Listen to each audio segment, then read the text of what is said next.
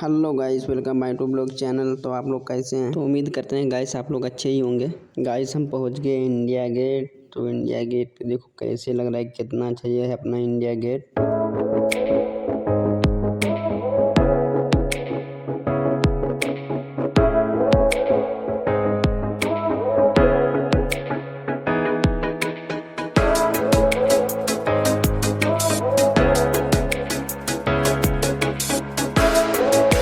तो गाइस मिल गए मेरे भैया जी, तो हम दोनों भाई घूम रहे हैं अभी साथ में।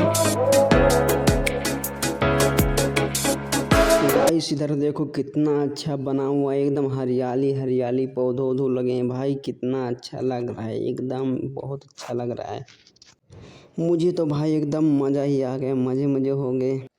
गाइस हम घूमते घूमते पहुंच गए अमर चक्र के पास। तो भाई ये भी कितना अच्छा बना है, पहली बार एक तो मैं देखा भी हूँ भाई, एकदम लाजवाब भाई। चारों रंग से देखो नज़ारा इसका कैसे लग रहा है एकदम से भाई। साफ सफाई देखो कितना अच्छा हो रहा है यहाँ पर।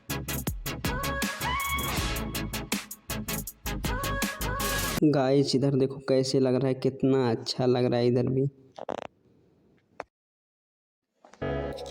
गाइस सब हम जा रहे हैं घूमने लाल किला। फाइनली गाइस हम पहुंच गए लाल किला।